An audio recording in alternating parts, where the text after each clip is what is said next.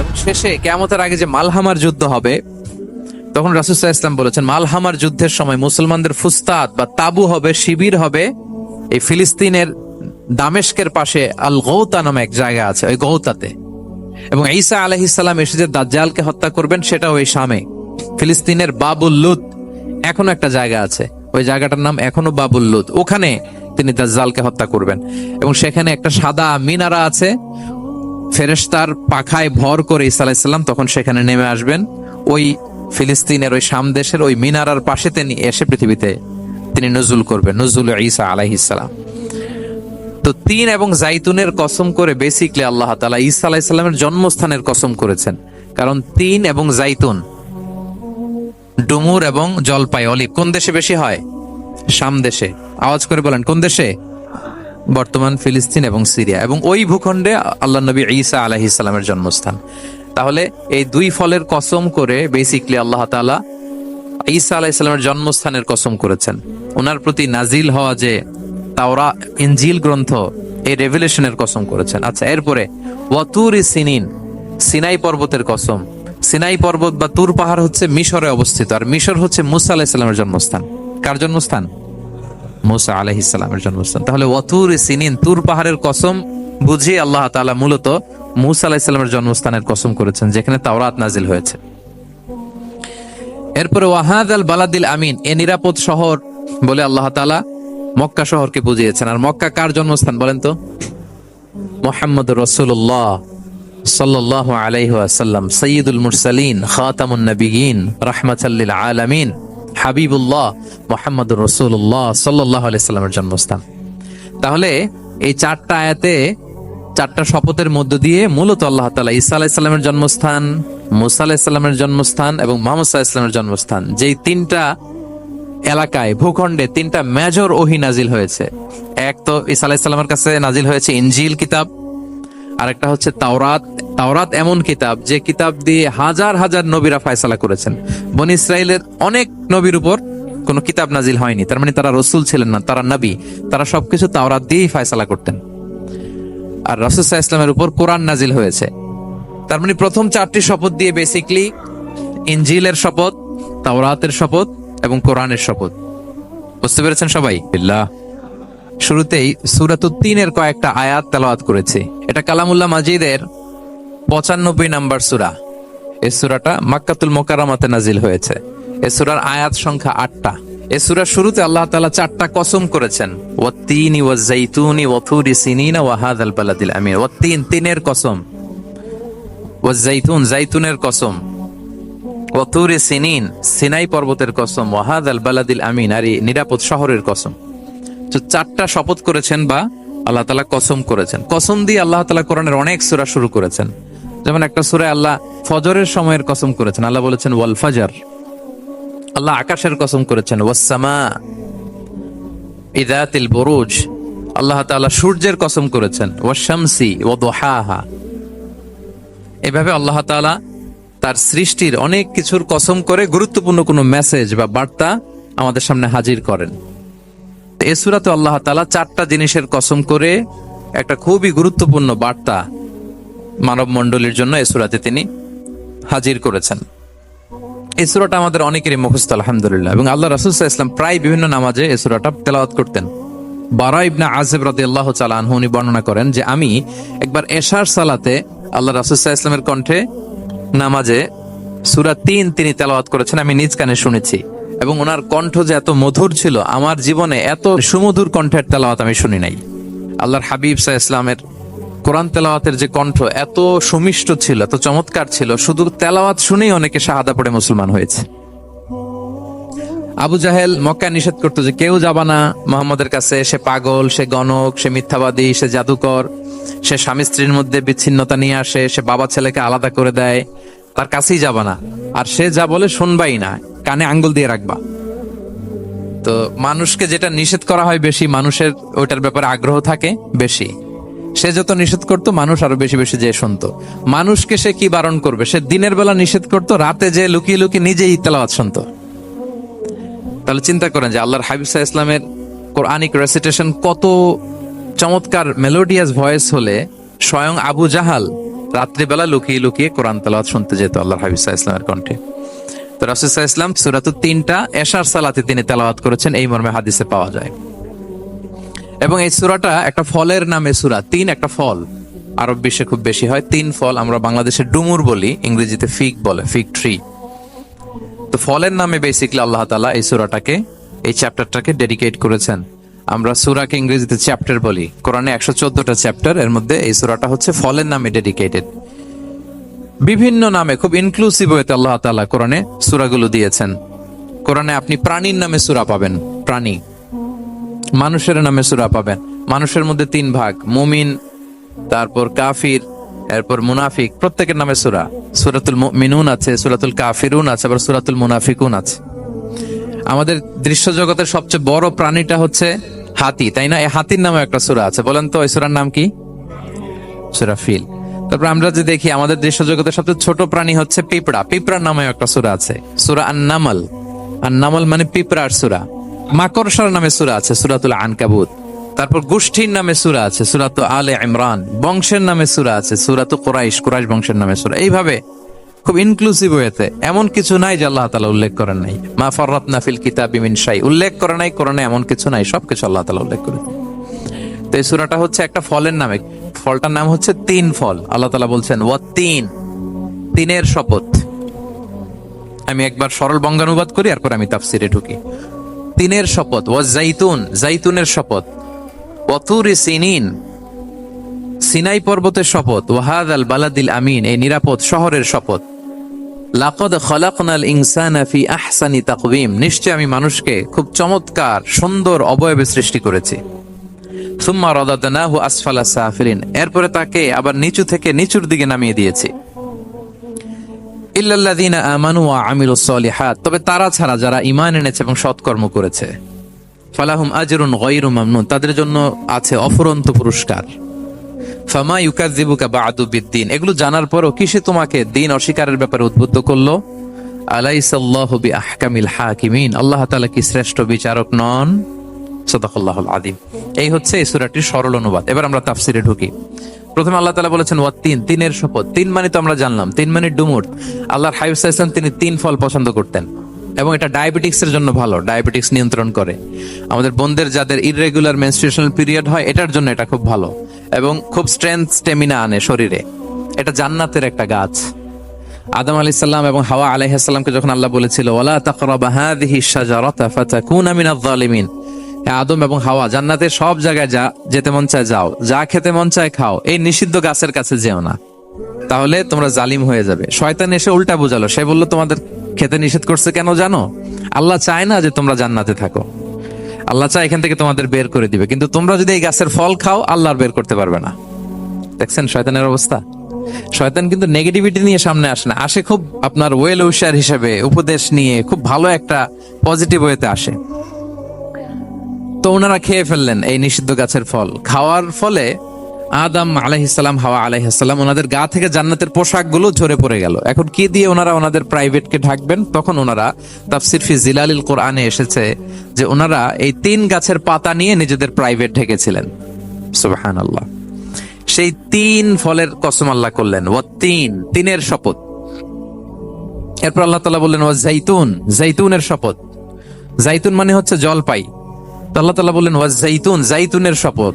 জাইতুন মানে হচ্ছে জলপাই, ইংরেজিতে আমরা যেটাকে অলিভস বলি। তো আল্লাহ 3-এর কসম করলেন এবং অলিভের কসম করলেন। দুইটাই খুব উপকারী ফল, এবং আল্লাহর হাবিব সাল্লাল্লাহু আলাইহি ওয়াসাল্লাম তিনি জলপাইও খুব পছন্দ করতেন। ওনার রেগুলার ফুড আইটেমের মধ্যে জলপাই ছিল, অলিভস ছিল। এটা পাহাড়ি এরিয়া, মরুভূমিতে হয়, এবং রাসূল সাল্লাল্লাহু আলাইহি ওয়াসাল্লাম বলেছেন কুলু যাইত ওয়াদ-দাহিনু ফাইন্নাহু মিন শাজারাতিন মুবারাকা, তোমরা অলিভ অয়েল এটা খেও এবং এটা গায়ে মালিশ করো, কেননা এটা বরকতময় একটা গাছের ফল, শাজারা মুবারাকা। এটা শরীরের ব্যাড কোলেস্টেরলকে কমিয়ে দেয়। দাড়িতে অ্যাপ্লাই করলে, চুলে অ্যাপ্লাই করলে সহজে পাকে না দাড়ি চুল, এবং স্কিনে অ্যাপ্লাই করলেও স্কিনের জন্য ভালো, স্কিনের জন্য বেশ ভালো। এটা যাদের সুযোগ হয় আপনারা দাড়িতে চুলে অ্যাপ্লাই করবেন, খাবেন। এটা খাওয়াও যায়। তামবুতু বিদ্দুহনি ওয়াসিবগিল লিল আখিলিন, কোরআনে এসেছে। এটা অয়েল হিসেবে ইউজ করে, আবার খাবার হিসেবেও ইউজ করা যায়। সালাদ ড্রেসিং এর ক্ষেত্রে কিন্তু অলিভ অয়েল আমরা ইউজ করি। ইদানিং পিজাতে খুব ইউজ করা হয় অলিভ, জলপাইটা। তো এটা আপনারা খেতে পারেন, এটা খুবই সুস্বাদু। এবং জলপাই গাছের মানে জাইতুন গাছের ডালের মেসওয়াক খুব ভালো হয়। আল্লাহর হাবিব সাল্লাল্লাহু আলাইহি ওয়াসাল্লাম জাইতুনের ডাল দিয়ে মেসওয়াক করতেন। তিনি বলতেন নি'মা সিওয়াকিয়া জাইতুন, সবচেয়ে শ্রেষ্ঠ মেসওয়াক হচ্ছে জাইতুনের, মিনাশ শাজারাতিল মুবারাকা, কারণ এটা বরকতময় গাছের ডালা। এবং ফাইন্নাহু সিওয়াকি ওয়া সিওয়াকুল আম্বিয়া মিন ক্বাবলি, এই জাইতুনের ডাল দিয়ে আমিও যেমনি মেসওয়াক করি, আমার আগে যত নবী পৃথিবীতে এসেছে সবাই জাইতুনের ডাল দিয়ে মেসওয়াক করত। আল্লাহ বলেন ওয়াত্তিনি ওয়াজ জাইতুন, তিনের শপথ আর জাইতুনের শপথ। এরপর আল্লাহ তাআলা বললেন ওয়াতুরি সিনিন, সিনাই পর্বতের শপথ। প্রথমে দুইটা ফলের শপথ করলেন, এবার একটা পাহাড়ের শপথ করতেছেন। আপনারা কি তুর পাহাড়ের নাম শুনেছেন? হ্যাঁ, শুনেছেন। এই সিনাই পর্বত দ্বারা তুর পাহাড় উদ্দেশ্য। এটা মিশরের একটা পাহাড়, অনেক উঁচু, 2285 মিটার উঁচু। ওইটার নিচে আছে মুকাদ্দাসে তুয়া, যেখানে মুসা আলাইহিস সালামকে আল্লাহ তাআলা জুতা খুলতে বলেছিলেন, ফাখলা না আলাইকা ইন্নাকা বিল ওয়াদিল মুকাদ্দাসে তুয়া, হে মুসা তুমি পবিত্র উপত্যকায় এসেছো, জুতা খোলো।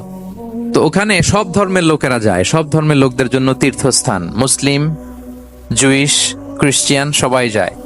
এটা সিনাই একটা এলাকা আছে মিশরের, north south Sinai, north Sinai, এটা সাউথ সিনাইতে অবস্থিত। তো নিচে একটা খ্রিস্টানদের প্রাচীন গির্জা আছে, সেন্ট ক্যাথেরিনা গির্জা। সেখান থেকে চলতে চলতে আপনাকে উপরে যেতে হবে, ফজরের পরে আবার চলে আসতে হবে, তা না হলে দুপুরবেলায় 10টা-11টার দিকে এমন সূর্যের প্রখর তাপ ওই পাথরের মধ্যে লাগে, ওখানে আর থাকা যায় না। একেবারে তুর পাহাড়ের উপরে সেখানে খ্রিস্টানদের জন্য ছোট্ট একটা সিনাগোগ আছে, তারা প্রার্থনা করে। খ্রিস্টানদের একটা চার্চ আছে, মুসলিমদের জন্য ছোট্ট একটা মুসল্লা আছে সুরাওয়ের মতো। আল্লাহ ওই সিনাই উপত্যকার কসম করেছেন, ওয়াতুরি সিনিন, সিনাই উপত্যকার কসম। এখানে আল্লাহ তাআলা মুসা আলাইহিস সালামকে তাওরাত দিয়েছিলেন, মেজর একটা আসমানি কিতাব দিয়েছিলেন, এবং সরাসরি মুসা আলাইহিস সালাম এই পাহাড়ের চূড়ায় বসে আল্লাহ তাআলার সাথে কথা বলতেন। ওয়া কাল্লামাল্লাহু মুসা তাকলিমা, উনি সরাসরি কথা বলতেন, এটা ওনার একটা স্পেশাল বৈশিষ্ট্য ছিল, ক্যারেক্টারিস্টিক্স।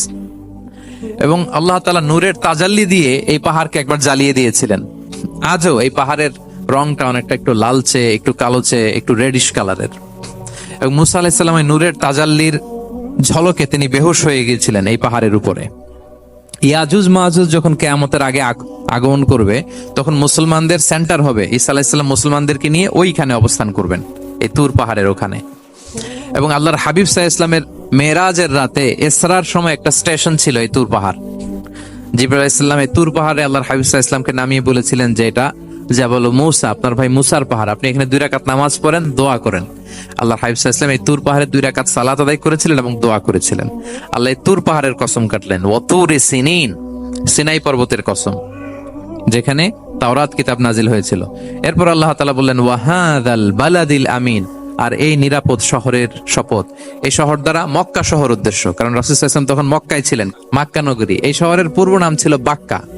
মক্কা নগরীকে বলা হয় উম্মুল কুরা, সব শহরের মা, সব শহরের সেন্টার, পৃথিবীর নাভিস্থল। এবং আল্লাহ তাআলা বলেছেন মান দাখালাহু কানা আমিনা, এখানে যে প্রবেশ করবে সে নিরাপদ। হেরেমের মধ্যে কিন্তু কাউকে আক্রমণ করা যায় না, কোনো খুনিও যদি ঢুকে যায় অ্যাটাক করা যাবে না। তো জাহেলি যুগে এমনটা ঘটতো, কারোর সাথে কারো শত্রুতা হলে, ধরেন যে একজন তার বাবাকে হত্যা করেছে, তো সে তাকে পেয়েছে, ওই লোক বাঁচার জন্য দৌড়াতে দৌড়াতে হেরেমের ভিতরে ঢুকে যেত, কারণ সে জানে যে হেরেমে ঢুকলে সে আমাকে মারবে না। তো পরে সে যখন হেরেম থেকে বেরোতো, আবার তার সাথে যুদ্ধ শুরু হতো। এবং এই শহরের এত মর্যাদার কারণ হচ্ছে সাইয়েদনা ইব্রাহিম আলাইহিস সালাম, তিনি আল্লাহর কাছে দোয়া করেছিলেন যে রব্বি জাআল হাযা বালাদান আমিনা, হে আল্লাহ আপনি এই শহরকে নিরাপদ করেন, ওয়ারযুক আহলাহু মিনাস সামারাত, আর এই শহরের অধিবাসীদেরকে আপনি ফলমূল দিয়ে রিজিকের ব্যবস্থা করেন। এখনো দেখবেন যে সারা পৃথিবীতে যেই ফল নাই, মক্কাতে ওই ফল আছে। সারা পৃথিবী থেকে ফল ওখানে যায়। এবং মক্কার নেইবরিং সিটি তায়েফ, সেখানে অনেক ফল উৎপাদিত হয়, এখানে আসে। নিরাপদ শহর, বালাদান আমিনা। এবং আল্লাহর হাবিব সাল্লাল্লাহু আলাইহি ওয়াসাল্লাম বলেছেন যে এই মক্কা শহর আমার সবচাইতে প্রিয় শহর। বাধ্য হয়ে তিনি যখন হিজরত করলেন মদিনায়, সেদিন বারবার তিনি মক্কার দিকে পেছনে ফিরে ফিরে তাকান, আর কেঁদে কেঁদে তিনি বলতেছিলেন যে মাক্কাতু আহাব্বুল বিলাদ ইলাইয়া, মক্কা আমার কাছে সবচেয়ে প্রিয় নগরী। লাউলা উখরিজতু লামা খারাজতু, আমাকে যদি জোর করে বের করে দেয়া না হতো, আমি কোনোদিন মক্কা ছেড়ে অন্য কোথাও যেতাম না। আল্লাহর হাবিব সাল্লাল্লাহু আলাইহি ওয়াসাল্লামের সবচেয়ে প্রিয় শহর ছিল মক্কা, এবং এটা আল্লাহর হাবিব সাল্লাল্লাহু আলাইহি ওয়াসাল্লামের জন্মস্থান, মাকান মাউলিদির রাসূল। রাসূল সাল্লাল্লাহু আলাইহি ওয়াসাল্লামের বিলাদাত হয়েছে এই শহরে। এবং এই শহরকে আল্লাহ বলেছেন মাসাবাতান লিন্নাসি ওয়া আমনা, মানুষের মিলনস্থল, কেন্দ্রস্থল। সারা পৃথিবী থেকে মানুষ ওখানে যায়। আপনি এই যে রমাদানে যদি মক্কায় যান, আল্লাহু আকবার, লক্ষ লক্ষ উমরা পালনকারী সেখানে, ইউরোপ থেকে, আফ্রিকা থেকে, অস্ট্রেলিয়া থেকে, এশিয়া থেকে, সারা পৃথিবীর মানুষের মিলনস্থল। ওখানে গেলে আপনি দেখবেন মাসাবাতান লিন্নাসি ওয়া আমনা, নিরাপদ জায়গা এবং মানুষের মিলনস্থল। এটা এখানে এমন মসজিদ আল্লাহ রেখেছেন কাবা ঘরের চারদিকে, এটাকে বলা হয় মসজিদুল হারাম, যে মসজিদে 1 রাকাত সালাত পড়লে 1 লক্ষ রাকাতের সওয়াব হয়। আল্লাহর ঘরকে কেন্দ্র করে তাওয়াফের নির্দেশ দেওয়া হয়েছে, ওয়ালিয়া তাওয়াফু বিল বাইতিল আতিক। পৃথিবীর কোনো ঘরকে তাওয়াফ করা যায় না, কোনো ঘরকে, এই একটা মাত্র ঘর যেটাকে এর চারদিকে এরকম তাওয়াফ করা যায়। তাহলে এই পবিত্র ঘর, পবিত্র মসজিদ যেই শহরে অবস্থিত, সেই শহরের কসম আল্লাহ করেছেন। আল্লাহ বললেন ওয়াহাদাল বালাদিল আমিন, এই নিরাপদ শহরের কসম, মানে মক্কা শহরের কসম। আমরা আপাত দৃষ্টিতে আমাদের কাছে মনে হচ্ছে দুইটা ফলের কসম, একটা পাহাড়ের কসম, একটা নগরীর কসম। আসলে বেসিকলি আল্লাহ তাআলা এই 4টা শপথ দিয়ে 3 নবীর জন্মস্থান, 3 নবীর নবুয়তের কসম করেছেন। কিভাবে সেটা আমি মিলিয়ে দেই। এই যে প্রথমে যে আল্লাহ বলেছেন ওয়াত্তিনি ওয়া জাইতুন, 3 এবং জাইতুনের কসম। পৃথিবীতে সবচেয়ে বেশি 3 এবং জাইতুন কোথায় উৎপন্ন হয় জানেন? ফিলিস্তিনে। কোথায়? শাম দেশে, যেটা হাদিসের পরিভাষায় বলা হয় শাম, বর্তমান ফিলিস্তিন এবং সিরিয়া মিলে। 3 জাইতুন দিয়ে বেসিকলি আল্লাহ তাআলা ফিলিস্তিনের শপথ করেছেন, শাম দেশের শপথ, যেখানকার বেথলহামে ঈসা আলাইহিস সালাম, জেসাস ক্রাইস্ট, তিনি জন্মগ্রহণ করেছেন, ঈসা আলাইহিস সালামের জন্মস্থান। তাহলে 3 জাইতুনের শপথের মাধ্যমে মূলত আল্লাহ তাআলা ঈসা আলাইহিস সালামের জন্মস্থানের শপথ করেছেন, কারণ সেখান থেকে ওহী বিচ্ছরিত হয়েছে, ওনার কাছে ইনজিল নাজিল হয়েছিল। এবং এই শামের মর্যাদার ব্যাপারে অনেক কথা আল্লাহর হাবিব সাল্লাল্লাহু আলাইহি ওয়াসাল্লাম তিনি বলেছেন। আল্লাহ রাসূল সাল্লাল্লাহু আলাইহি ওয়াসাল্লাম যখন মেরাজে যান, তখন মক্কা থেকে এই শাম দেশে ফিলিস্তিনের বাইতুল মাকদাসে রাসূল সাল্লাল্লাহু আলাইহি ওয়াসাল্লামকে নিয়ে যাওয়া হয়েছিল। এবং রাসূল সাল্লাল্লাহু আলাইহি ওয়াসাল্লাম প্রায় বলতেন তুবা আলি শাম, শামের জন্য বরকত, কেননা ফেরেশতারা তাদের রহমতের পাখা শাম দেশের উপর বিছিয়ে রেখেছে। এবং তিনি বলতেন ফিতনার সময় আলাইকুম বিশাম, তোমরা শামে যেও, শামে থেকো। এবং তিনি দোয়া করেছেন আল্লাহুম্মা বারিক লানা ফি শামিনা, আল্লাহ তুমি আমার শামে, শাম অঞ্চলে আল্লাহ তুমি বরকত দিও। এবং হাদিসে এসেছে এই শামই হচ্ছে আরদুল মাহশার, এখানেই হাসর হবে। শাম অঞ্চলকে বিস্তীর্ণ করে এখানেই ময়দানুল মাহশার আল্লাহ তাআলা কায়েম করবেন, হাসরের ময়দান এখানেই হবে। এবং সেখানেই হচ্ছে সানিউল কিবলাতাইন, আমাদের আগের কেবলা কিন্তু বাইতুল মাকদাসের দিকে ছিল, যেটা শামে অবস্থিত, ফিলিস্তিনে বাইতুল মুকাদ্দাস, যেই মসজিদে নামাজ পড়লে 1 রাকাতে 500 রাকাতের সওয়াব। 3টা মসজিদে সালাত পড়লে স্পেশাল ভার্চুর কথা আছে, এর বাইরে আর অন্য মসজিদের বিশেষ কোনো ফজিলত নাই, বাকি সব মসজিদ সমান। এক হচ্ছে মসজিদুল হারাম, 1 রাকাতে 1 লক্ষ রাকাত। 2 নম্বর মসজিদে নববী, 1 রাকাতে 1000 রাকাতের সওয়াব, আর একটা দুর্বল বর্ণনায় 50,000 রাকাতের সওয়াব। 3 নম্বরে এই মসজিদুল আকসা, 1 রাকাতে 500 রাকাতের সওয়াব। 3 মসজিদে যেন আমরা যে সালাত আদায় করতে পারি, আল্লাহ তুমি তৌফিক দান করো। 2 মসজিদে তো একেবারেই সহজ যাওয়া, মক্কা মদিনাতে। বাইতুল মাকদাসের জন্য আমরা যেতে পারি, আল্লাহ তুমি সেই পরিস্থিতি আমাদের জন্য তৈরি করে দাও। তাই বাইতুল মাকদাসের দিকে রাসূল সাল্লাল্লাহু আলাইহি ওয়াসাল্লাম টানা 14 বছর নামাজ পড়েছেন। 14 বছর। প্রথম 13 বছর কোনো সমস্যা হয়নি মক্কায়, কারণ তখন কেবলা বাইতুল মুকাদ্দাস থাকলেও রাসূল সাল্লাল্লাহু আলাইহি ওয়াসাল্লাম সামনে রাখতেন কাবাকে, কেবলা বাইতুল মুকাদ্দাস, কিন্তু তিনি তো মক্কায় ছিলেন নবুয়তের প্রথম 13 বছর, সামনে কাবাকে রাখতেন, তারপরে টু দ্য ডাইরেকশন অফ বাইতুল মাকদাস। কিন্তু যখন মদিনায় গেলেন তখন তো আর কাবা নাই, তখন রাসূল সাল্লাল্লাহু আলাইহি ওয়াসাল্লাম কাবাকে মিস করতে আরম্ভ করলেন। আর প্রায় আল্লাহর কাছে কামনা করতেন, আমার বংশের গোড়া ইব্রাহিম আলাইহিস সালামের রুট যেখানে, আমার জন্মস্থান, সেই কাবার দিকে যদি আবার কেবলাটা ফিরিয়ে দেয়া হতো। কদ নারা তাকাল্লুবা ওয়াজহিকা ফিস সামা ফালানুওয়াল্লিয়ান্নাকা কিবলাতান তারদাহা। আল্লাহ আয়াত নাযিল করলেন, নবী আপনি আকাশের দিকে তাকিয়ে কি ভাবেন আমি বুঝি, আপনি চান কেবলা যেন আমি মক্কার দিকে ঘুরিয়ে দেই। আল্লাহ তাআলা ঘুরিয়ে দিলেন। আল্লাহ বলেন ফাওয়াল্লি ওয়াজহাকা শাতরাল মসজিদিল হারাম, এখন থেকে মসজিদুল হারামের দিকে আপনি টু দ্য ডাইরেকশন অফ কেবলা নামাজ পড়বেন। কেবলা চেঞ্জ হয়ে গেল। তো মদিনায় যে 16-17 মাস, আর মক্কায় 13 বছর, মোট 14 বছর আল্লাহর হাবিব সাল্লাল্লাহু আলাইহি ওয়াসাল্লাম এই মসজিদুল আকসার দিকেই হয়েই তিনি নামাজ পড়েছেন। এটা আমাদের আগের কেবলা ছিল। এবং শেষে কিয়ামতের আগে যে মালহামার যুদ্ধ হবে, তখন রাসূল সাল্লাল্লাহু আলাইহি ওয়াসাল্লাম বলেছেন মালহামার যুদ্ধের সময় মুসলমানদের ফুস্তাদ বা তাবু হবে, শিবির হবে এই ফিলিস্তিনের দামেস্কের পাশে আল গৌতা নামে এক জায়গা আছে, ওই গৌতাতে।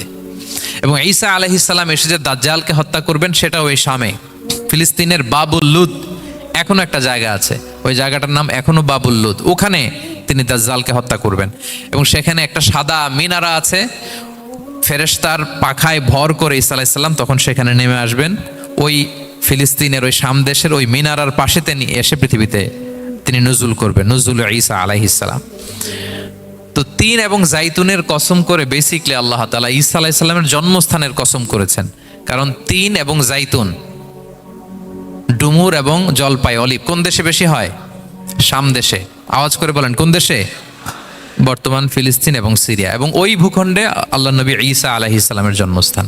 তাহলে এই দুই ফলের কসম করে বেসিকলি আল্লাহ তাআলা ঈসা আলাইহিস সালামের জন্মস্থানের কসম করেছেন। ওনার প্রতি নাজিল হওয়া যে তাওরাত ইনজিল গ্রন্থ, এই রেভিলেশনের কসম করেছেন। আচ্ছা, এরপরে ওয়াতুরি সিনিন, সিনাই পর্বতের কসম। সিনাই পর্বত বা তুর পাহাড় হচ্ছে মিশরে অবস্থিত, আর মিশর হচ্ছে মুসা আলাইহিস সালামের জন্মস্থান। কার জন্মস্থান? মুসা আলাইহিস সালামের জন্মস্থান। তাহলে ওয়াতুরি সিনিন, তুর পাহাড়ের কসম বুঝিয়ে আল্লাহ তাআলা মূলত মুসা আলাইহিস সালামের জন্মস্থানের কসম করেছেন, যেখানে তাওরাত নাজিল হয়েছে। এরপরে ওয়াহাদাল বালাদিল আমিন, এ নিরাপদ শহর বলে আল্লাহ তাআলা মক্কা শহরকে বুঝিয়েছেন। আর মক্কা কার জন্মস্থান বলেন তো? মুহাম্মদুর রাসূলুল্লাহ সাল্লাল্লাহু আলাইহি ওয়াসাল্লাম, সাইয়্যিদুল মুরসালিন, খাতামুন নবিয়্যিন, রাহমাতাল লিল আলামিন, হাবিবুল্লাহ মুহাম্মদুর রাসূলুল্লাহ সাল্লাল্লাহু আলাইহি সাল্লামের জন্মস্থান।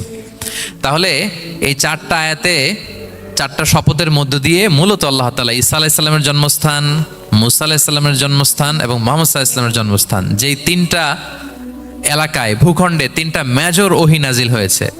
এক তো ঈসা আলাইহিস সালামের কাছে নাজিল হয়েছে ইনজিল কিতাব, আরেকটা হচ্ছে তাওরাত।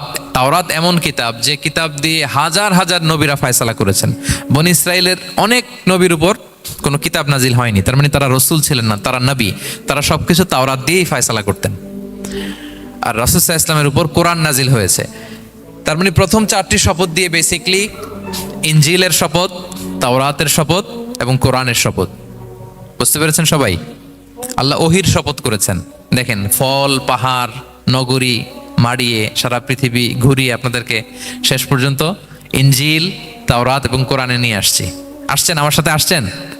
হ্যাঁ, এই রেভিলেশনের শপথ আল্লাহ করেছেন। তাহলে ওয়াত্তিনি ওয়াজাইতুনি ওয়াতুরি সিনিনা ওয়া হাযাল বালাদিল আমিন, এই চার আয়াতে চারটা শপথের মধ্য দিয়ে মূলত আল্লাহ তাআলা আসমান থেকে নাজিল হওয়া যে ওহী, এই ওহীর শপথ অথবা ওহী যেই ভূখণ্ডে নাজিল হয়েছে সেই ভূখণ্ডগুলোর শপথ করে আল্লাহ একটা গুরুত্বপূর্ণ কথা বলবেন। সেটা কি? আল্লাহ তাআলা বললেন, লাকাদ খালাকনাল ইনসানা ফি আহসানি তাকওয়িম, আর আমি মানুষকে অত্যন্ত চমৎকার অবয়বে সৃষ্টি করেছি, চমৎকার গঠনে, চমৎকার স্ট্রাকচারের ডিজাইনে সৃষ্টি করেছি। মানুষের দৈহিক অবকাঠামো গঠন এটা যেমনি চমৎকার, মানুষের ইন্টেলেকচুয়াল কাঠামো এটা চমৎকার, মানুষের আচরণগত যে বিহেভিয়ারাল ট্রেটস, ক্যারেক্টারিস্টিক্স এটাও চমৎকার। প্রত্যেক দিক থেকে আল্লাহ তাআলা নান্দনিকভাবে মানুষকে তিনি তৈরি করেছে। আমরা যদি দেহের কথা বলি, হিউম্যান অ্যানাটমি নিয়ে যাদের ধারণা আছে, আপনি শুনলে অবাক হবেন এত জটিলভাবে আমাদের দেহটা ফাংশন করে। ঠিক যেই মুহূর্তে আমি কথা বলতেছি আমার ব্রেইন সচল, আমার নার্ভ সিস্টেম সচল, হেয়ারিং সিস্টেম, স্মেলিং সিস্টেম, আমার এই যে হার্ট সচল, সিস্টোলিক ডায়াস্টোলিক অলিন্দ নিলয় হচ্ছে, আমার লাং কাজ করতেছে, কিডনি ইজ ওয়ার্কিং পারফেক্টলি, সব কিছু কাজ করতেছে। এত সূক্ষ্মভাবে আমাদের দেহটা কাজ করে, এটাকে ইংরেজিতে বলে মরফোলজি, আকৃতি সংক্রান্ত যে বিদ্যা। এটা নিয়ে যদি আপনি দেখেন যে মানুষের হাত কিভাবে কাজ করে, মানুষের পা কিভাবে কাজ করে, মানুষের হিউম্যান ব্রেইন কিভাবে কাজ করে, আপনি অবাক হবেন। এবং আল্লাহর যে সেট আপ, লাকাদ খালাকনাল ইনসানা ফি আহসানি তাকওয়িম, নিশ্চয় আমি মানব জাতিকে চমৎকার অবয়বে তৈরি করেছি। আপনি যদি অবয়বটা দেখেন, আমাদের স্ট্রাকচার এর চেয়ে সুন্দর করে আর তৈরি করা যেত না, এর চেয়ে সুন্দর আর হতে পারে না। যেখানে যা দেয়ার, মাথার চুল থেকে পায়ের নখ পর্যন্ত, আপনি একটা ডিজাইনে, স্ট্রাকচারে, সেটআপে আপনি ভুল ধরতে পারবেন না। যেখানে যেটা দরকার আপনি একটু খেয়াল করে দেখেন যে এই যে আমাদের চোখ, চিকিৎসা বিজ্ঞান বলতেছে যে মানুষ 10 মিলিয়নেরও বেশি রং শনাক্ত করতে পারে। Human eyes can identify more than 10 million colours. 10 মিলিয়নেরও বেশি রং আমরা আমাদের চোখ দিয়ে শনাক্ত করতে পারি। সুবহানাল্লাহ, সুবহানাল্লাহ বিহামদি। আচ্ছা, চোখের সেটআপটা একটু যদি খেয়াল করেন, দেখেন আমার এই চোখ এখানে না থাকে, এটা যদি জাস্ট 2 ইঞ্চি উপরে এখানে হইতো, এইটা যদি কপালে যদি আমাদের চোখ হইতো, কি অবস্থা হইতো বলেন তো? সিজদা দিতে পারতেন আল্লাহকে?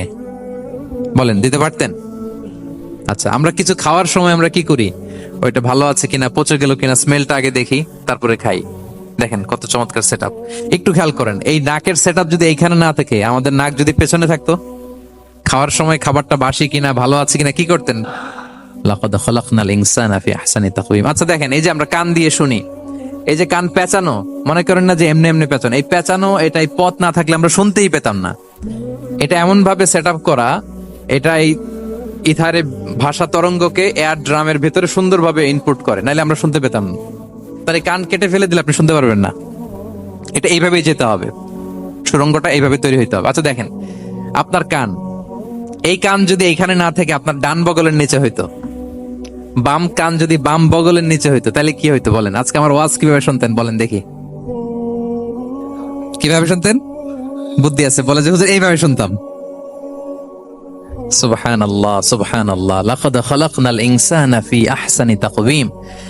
আমি মানুষকে সবচেয়ে সুন্দর সর্বোত্তম গঠনে তৈরি করেছি। দেখেন, কান দুটো ওইখানে থাকলে কথা শুনতে হইলে হাত উঁচু করে রাখা লাগতো। আল্লাহ, আপনি একটা একটা অঙ্গ দেখেন, ঠিক যেখানে যেটা যেভাবে সেট করা দরকার, আল্লাহ তাআলা দয়া করে অনুগ্রহ করে ঠিক সেভাবে তিনি সেট করেছেন। আমাদের চেহারার মধ্যে দেখেন, এক একজনের এক এক রং। ওয়াখতিলাফু আলসিনাতিকুম ওয়া আলওয়ানিকুম ইন্না ফি যালিকা লাআয়াতুন লিল আলিমিন। আল্লাহ বলেন, তোমাদের ভাষার ভিন্নতা দিয়েছি, তোমাদের গায়ের রঙের ভিন্নতা, একজনের চেহারার সাথে আরেকজনের মিল নাই, একজনের ফিঙ্গারপ্রিন্টের সাথে। আয়াহসাবুল ইনসানু আল্লান নাজমাআ ইযামা বালা কাদিরিনা আলা আন নুসাউইয়া বানানা। মানুষ ভেবেছে সে মারা গেলে তাকে আমি তার অস্থি মজ্জা হাড় গোশত চামড়া জোড়া লাগাতে পারবো না। আরে তার আঙ্গুলির অগ্রভাগ পর্যন্ত আমি সুবিন্যস্ত করে আমার কাছে রেখে দিয়েছি। ফিঙ্গারপ্রিন্ট, আমাদের ফিঙ্গারপ্রিন্ট গুলো আল্লাহর কাছে সংরক্ষিত। একজনের ফিঙ্গারপ্রিন্টের সাথে আরেকজনেরটা মিলে না। এই যে আমার 10 আঙ্গুলে 10টা ফিঙ্গারপ্রিন্ট, পায়ের গুলো হচ্ছে ফুটপ্রিন্ট, একটার সাথে আরেকটা মিলে। আমার এটার সাথে এটা মিলবে বলেন? আমার সাথে আপনারটা মিলবে? বর্তমানে পৃথিবীতে কত কোটি মানুষের বসবাস বলেন? এই যত মানুষ পৃথিবীতে আছে, একজনের আঙ্গুলের ছাপের সাথে, এই যে বায়োমেট্রিক্যাল অথেন্টিকেশন যে আমরা করি, একজনের ফিঙ্গারপ্রিন্টের সাথে আরেকজনের ফিঙ্গারপ্রিন্টের মিল নাই। একজনের ফুটপ্রিন্টের সাথে ফুটপ্রিন্ট মিল, ইভেন একজনের আই প্রিন্টের সাথে। আমাকে একজন ওনার হসপিটালে নিয়ে গেল ঢাকায়, তো উনি ওনার দরজা খুলতেছে আই প্রিন্ট দিয়ে, মানে উনি না গেলে খুলে না। উনি আর ওনার খুব কাছের স্টাফ, এটা গুরুত্বপূর্ণ একটা অফিস, তো উনি চোখ দিল, আই প্রিন্ট নিল, এরপরে দরজা খুলে যাচ্ছে। দেখেন, একজনের আই প্রিন্টের সাথে আরেকটা আই প্রিন্ট মিলে না। সুবহানাল্লাহ। প্রিয় ভাইরা, একজনের ফিঙ্গারপ্রিন্টের সাথে আরেকজনের ফিঙ্গারপ্রিন্টের কোনো মিল আছে পৃথিবীতে? ফুটপ্রিন্টের সাথে, আই প্রিন্টের সাথে? কারণ ডিজাইনারটা কে বলেন তো? হুয়াল্লাযী ইউসাউবিরুকুম ফিল আরহামি কাইফা ইয়াশা। মায়ের পেটে থাকতেই আল্লাহ তাআলা এগুলো ডিজাইন করে দিয়েছেন। আমি কেমন হব, আমার বৈশিষ্ট্য কেমন কেমন হবে, এই যে আমি যে আমার বাবা দাদা 14 পুরুষের ডিএনএ বয়ে বেড়াই, এগুলো সব নিয়ে আমার বৈশিষ্ট্য, আমার কণ্ঠস্বর, আমার ক্যারেক্টারিস্টিক্স, আমার ফিচার কেমন হবে, সব তিনি আল্লাহ তাআলা মায়ের পেটে থাকতে ডিজাইন করে দিয়েছেন। সুবহানাল্লাহ। আল্লাহ বলছেন, লাকাদ খালাকনাল ইনসানা ফি আহসানি তাকওয়িম। প্রিয় ভাইরা, কসম করার পরে আল্লাহ যে কথাটা বলেন, এটা অনেক গুরুত্বপূর্ণ, খুবই গুরুত্বপূর্ণ বার্তা। আল্লাহ চারটা কসম করে, তিনটা নবীর জন্মস্থানের শপথ করে তিনি বললেন, লাকাদ খালাকনাল ইনসানা ফি আহসানি তাকওয়িম। নিশ্চয় আমি অত্যন্ত চমৎকার আকৃতিতে মানুষকে তৈরি করেছি। মানুষের গঠন এরকম, মাথা থেকে পা পর্যন্ত। আমি তো দু একটার কথা বললাম, চোখ, নাক, কান, আপনি একটা একটা করে যদি ধরেন, আমাদের হেয়ারিং সিস্টেম কিভাবে কাজ করে, হেয়ারিং নার্ভ কিভাবে কাজ করে, আমাদের সেন্সেশন কিভাবে কাজ করে, আমাদের ব্রেন কিভাবে কাজ করে। আমাদের এক একজনের ব্রেন 1.5 কেজি ওজন, 3 পাউন্ডের মতো একটা সুস্থ মানুষের অ্যাভারেজ ব্রেনের ওজন। এই ব্রেনের মেমোরি হচ্ছে 2.5 মিলিয়ন গিগাবাইট। আপনার মোবাইলে স্পেস কত বলেন, মেমোরি কত? হ্যাঁ, 512 জিবি। আর আমার আর আপনার ব্রেইনের যে মেমোরি, এই মেমোরি হচ্ছে 2.5 মিলিয়ন গিগাবাইটস। আল্লাহ, এই যে প্রতি মুহূর্তে আমাদের নিউরন কানেক্টিভিটি হচ্ছে, ব্রেনের স্নায়ুগুলোর যত কানেক্টিভিটি হয়, যত আমরা চিন্তা করে ব্রেনকে খাটাই, নতুন নতুন জিনিস আমরা তৈরি করতে পারি। এবং এমন ভাবে আল্লাহ তাআলা সফিস্টিকেটেড ব্রেইন আল্লাহ মানুষকে দিয়েছে, মানুষ পারে না এমন কিছু নাই। মানুষ যা কল্পনা করতে পারে, মানুষ তা করে দেখাতে পারে। এজন্য আমাদের কল্পনার জানালাটাকে বড় করতে হবে। আই রিপিট, মানুষ যা কল্পনা করতে পারে, ইমাজিন করতে পারে, সেটা মানুষ করে দেখাতে পারে। ওই ক্যাপাসিটি দিয়ে আল্লাহ তাআলা মানুষকে তৈরি করেছেন। সুবহানাল্লাহ, সুবহানাল্লাহ। লাকাদ খালাকনাল ইনসানা ফি আহসানি তাকওয়িম। এই ব্রেনকে খাটিয়ে মানুষের কত ইনভেনশন, কত ডিসকভারি, মানুষ সভ্যতার পর সভ্যতা বিনির্মাণ করেছে। চোখ ধাঁধানো মানুষের আবিষ্কার, তাক লাগিয়ে দিয়েছে গোটা বিশ্বে একটার পর একটা করে। আল্লাহ এমন ভাবে মানুষকে তিনি তৈরি করেছেন, লাকাদ খালাকনাল ইনসানা ফি আহসানি তাকওয়িম। চমৎকার অবয়বে, তার দৈহিক অবয়ব যেমনি সুন্দর, তার বুদ্ধিগত, তার চিন্তাগত, তার ইন্টেলেক্ট এটাও তেমন সুন্দর, এটাও তেমন চমৎকার।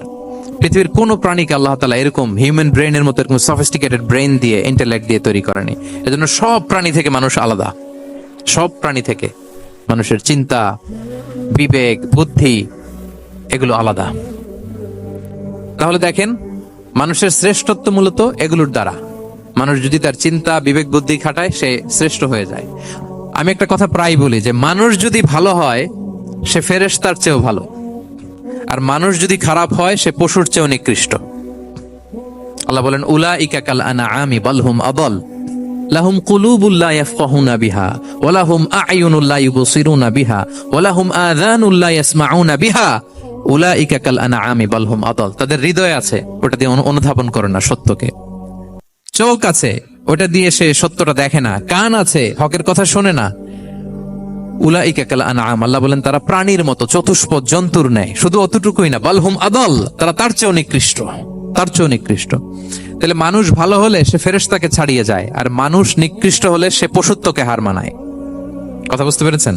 মানে আমরা ভালো হলে সবচেয়ে ভালো, খারাপ হলে সবচেয়ে খারাপ।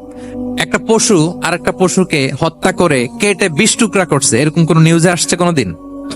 কিন্তু আশরাফুল মাখলুকাত মানুষ তার মতো রক্তে মাংসে গড়া আরেকটা মানুষকে নির্মম ভাবে হত্যা করে কেটে 20 টুকরা করে বস্তাবন্দি করে ডোবার মধ্যে ফেলে রাখছে, এরকম নিউজ আসছে না? বলেন আছে। মানুষ তার মতো একটা মানুষকে নির্মম ভাবে হত্যা করে, এরকমও তো আছে যে কেরোসিন দিয়ে তার মতো আরেকটা মানুষকে সে জ্বালিয়ে দিয়েছে, আছে না নাই? বলেন। গ্রামের পর গ্রাম জ্বালিয়ে দেয়, জনপদের পর জনপদ ধ্বংস করে দেয়, বোমা মেরে শহর উড়িয়ে দেয়। লিটল বয় মেরেছিল আমেরিকান সোলজাররা জাপানের হিরোশিমা শহরের উপর। আমি হিরোশিমা তো গত বছর ভিজিট করে আসলাম, আমি নিজে দেখে এসেছি যে এখানে বোমটা মেরেছে। মুহূর্তের মধ্যে পুরো শহর ভ্যানিশ, এমন রেডিয়েশন। তো যেই আমেরিকান পাইলট বোমা মারতেছে সেও মানুষ, সেও কি? আর যাদেরকে ধ্বংসের জন্য এই লিটল বয় মারলো হিরোশিমাতে আর ফ্যাটম্যান মারলো নাগাসাকিতে, এরাও কি? তাহলে দেখেন, মানুষ তার মতো আরেকটা মানুষকে এরকম মেরে টুকরো টুকরো কুচি কুচি করতে সে দ্বিধাবোধ করে না। আল্লাহ, মানুষ গণহত্যা চালায়, জেনোসাইড। এই যে আমাদের বাংলাদেশে তো কিছুদিন আগে হলো গণহত্যা, হেলিকপ্টার থেকে গুলি করে বাচ্চা মেরে ফেলতেছে। কার বাচ্চা?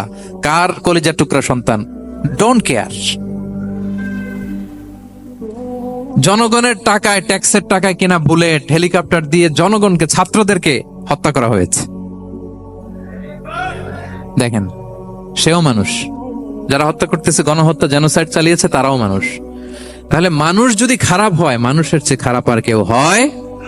আর মানুষ ভালো হলে মানুষের চেয়ে ভালো কেউ হতে পারে?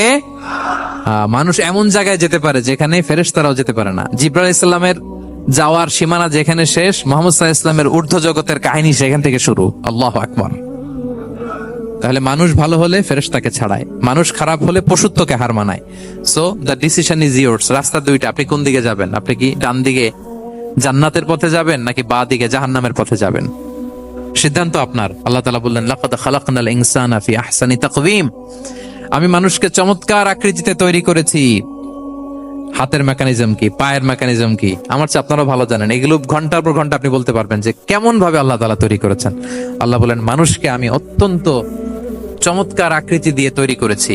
তার সৃষ্টিগত কাঠামো, তার বুদ্ধিবৃত্তিক কাঠামো, তার চিন্তাগত কাঠামো, তার আচরণগত কাঠামো, তার নৈতিকতায় তাকে এমন উচ্চ মর্যাদার আসন আমি দিয়েছি, এটা যদি সে অ্যাচিভ করে, বিলং করে, তাহলে তার চেয়ে শ্রেষ্ঠ কেউ আর হতে পারে। কিন্তু আল্লাহর দেয়া এই ক্যাপাসিটি গুলো, এই নেয়ামাগুলো যদি সে অ্যাকসেপ্ট না করে, সে যদি পশুত্বের পথে হাঁটে, সে যদি শয়তানের দেখানো পথে হাঁটে, তাহলে সে এত নিচে যাবে, অন্য কেউ আর এত নিচে যেতে পারে না। মানুষ যত নিচে যেতে পারে, ফেরেশতারাও অত নিচে যেতে পারবে না, জিন জাতিও পারবে না, কোনো প্রাণীর পক্ষে যাওয়া সম্ভব না। তাহলে মানুষকে আল্লাহ তাআলা এমন সফিস্টিকেটেড ওয়েতে তৈরি করেছেন, চাইলে সে সবার উপরে যেতে পারে। আবার চাইলে আল্লাহর দেয়া নেয়ামতগুলোকে যদি সে ভিন্ন খাতে প্রবাহিত করে, সে সবচেয়ে নিকৃষ্ট হতে পারে। সেটাই আল্লাহ বললেন, সুম্মা রাদাদনাহু আসফালা সাফিলিন, এরপরে তাকে আমি হীন থেকে হীনতর করেছি, নিচ থেকে আরো নিচে নিয়েছি। সে যখন ঈমান আনে না, সে যখন সৎকর্ম করে না, সে যখন আল্লাহর শেখানো, আল্লাহর দেখানো রাস্তায় সে চলে না, সে যখন তার নফসের কথা শুনে, সে যখন তার প্রবৃত্তির গোলাম সাজে, সে সবচেয়ে নিকৃষ্ট হয়। আসফালা সাফিলিন মানে একেবারে নিচে, এর নিচে আর নাই। আল্লাহ বলেছেন ইন্নাল মুনাফিকিনা ফিদ দারকিল আসফালি মিনান নার, সেখানে আল্লাহ আসফাল বলেছেন। মুনাফিকরা জাহান্নামের একেবারে তলদেশে থাকবে। তাই মানুষ যদি ঈমান আর সৎকর্মের বলে বলিয়ান না হয়, সে এত খারাপ হয়, কেউ এত নিচে যেতে পারে না। বলেন, মানুষ যত নিচে যেতে পারে, জিন তত নিচে যেতে পারবে? ফেরেশতারা পারবে না। আর মানুষ যত উপরে যেতে পারে, ফেরেশতারা এত উপরে যেতে পারবে না। দুইটারই সুযোগ আপনার আছে। সুম্মা রাদাদনাহু আসফালা সাফিলিনের দুইটা ব্যাখ্যা। কোন কোন মুফাসসির বলেছেন, যৌবনের পর, যৌবনে থাকে শক্তিশালী, বার্ধক্যের সময় যখন সে নুয়ে যায়, ছোট হয়, সে একেবারে দুর্বল হয়ে যায়, সেটা বোঝানো হয়েছে। আর অন্যান্য মুফাসসিরিন একরাম বলেছেন না, আল্লাহর দেওয়া এই নে'মা, ক্যাপাসিটি যখন সে সঠিক পথে কাজে লাগায় না, সে যখন প্রবৃত্তির অনুসরণ করে, সে তখন এত খারাপ হয়, এত নিচ থেকে নিচুতর হয়, এত হীন থেকে হীনতর হয়, তার চেয়ে হীনতর আর কেউ তখন হতে পারে না। সেখান থেকে বাঁচার দুটি রাস্তা আল্লাহ বলেছে। আল্লাহ বলছেন ইল্লাল্লাযীনা আমানু ওয়া আমিলুস সলিহাত, তবে যারা ঈমান আনে এবং সৎকর্ম করে তারা ছাড়া। তারা ওই নিচু থেকে নিচুতর নয়, তারা শ্রেষ্ঠতর। ঈমান এবং সৎকর্ম, ঈমান এবং আমলে সালেহাত। কোরআনের অনেক জায়গায় আপনি আয়াতটা পাবেন, ইন্নাল্লাযীনা আমানু ওয়া আমিলুস সলিহাতি কানাত লাহুম জান্নাতুল ফিরদাউসি নুজুলা, নিশ্চয়ই যারা ঈমান এনেছে, সৎকর্ম করেছে, তাদের জন্য আমি জান্নাতে ফেরদাউস রেখে দিয়েছি। আল্লাহ বলেন তারা নিকৃষ্ট হবে না যারা ঈমান এনেছে, সৎকর্ম করেছে। যারা কি এনেছে? ঈমান। আর কি করেছে? সৎকর্ম করেছে। ইল্লাল্লাযীনা আমানু, যারা ঈমান এনেছে, সৎকর্ম করেছে, ফালাহুম আজরুন গায়রু মামনুন, তাদের জন্য রয়েছে অফুরন্ত পুরস্কার, মানে জান্নাত। তাদের জন্য কি? ওই জান্নাতে যেতে আমরা চাই কি চাই না বলেন? রাস্তা কয়টা? এটা চলে গেছে ডান দিকে, এটার গন্তব্য হচ্ছে ডেস্টিনেশন জান্নাতুল ফেরদাউস। আর এটা শয়তানের পথ, এটা আপনার প্রবৃত্তির দেখানো পথ, এটা চলে গিয়েছে জাহান্নামে। So now the decision is years. আপনার ডিসিশন, কোন দিকে যাবেন, ডানে না বায়ে? জান্নাতে না জাহান্নামে? জান্নাতে যেতে চাই আমরা। ফালাহুম আজরুন গায়রু মামনুন, তাদের জন্য আছে অফুরন্ত নেয়ামত, অফুরন্ত পুরস্কার। আমরা যেন সেই পুরস্কার লাভে ধন্য হতে পারি, আমরা সবাই বলি আমিন। আল্লাহ বলেন এইভাবে চারটা কসম করার পরে, এত গুরুত্বপূর্ণ বার্তা হাজির করার পরে, তোমার ঘুমন্ত বিবেককে জাগিয়ে তোমাকে বার্তা দেওয়ার পরেও কিভাবে তুমি অস্বীকার করতে পারো আখিরাতকে? ফামা ইউকাযযিবুকা বা'দু বিদ্দিন, এরপরেও কোন বিবেকে, কোন আকলে, কোন সাহসে তুমি কর্মফল দিবসকে অস্বীকার করো? কোন সাহসে? এখানে দিন দ্বারা উদ্দেশ্য কর্মফল। ভালো করলে যে ভালো পাবে, খারাপ করলে যে খারাপ পাবে, দিনের অনেক অর্থ, এটার তাফসিরে গেলে সময় কুলাবে না। ফামা ইউকাযযিবুকা বা'দু বিদ্দিন, এরপরেও কর্মফলকে অস্বীকার করার সাহস তুমি কোত্থেকে পাও? কিসে তোমাকে উদ্বুদ্ধ করে কর্মফল দিবসকে অস্বীকার করতে? আলাইসাল্লাহু বিআহকামিল হাকিমিন, আল্লাহ তাআলা কি শ্রেষ্ঠ বিচারক নন? সুনানে আবু দাউদে আল্লাহর হাবিব সাল্লাল্লাহু আলাইহি ওয়াসাল্লাম বলেন, কেউ যদি সূরাতুত তিন তেলাওয়াত করে, করতে করতে যদি শেষ আয়াতে চলে আসে, আর সে যখন পড়ে আলাইসাল্লাহু বিআহকামিল হাকিমিন, আল্লাহ তাআলা কি শ্রেষ্ঠতম বিচারকদের মধ্যে সর্বশ্রেষ্ঠ বিচারক, জাজ নন? তখন সে যেন উত্তর দেয়, এটা তো আল্লাহর প্রশ্ন। আলাইসাল্লাহু বিআহকামিল হাকিমিন, আল্লাহ আমাদেরকে প্রশ্ন ছুড়ে দিয়েছেন যে আল্লাহ তাআলা কি শ্রেষ্ঠ বিচারক নন?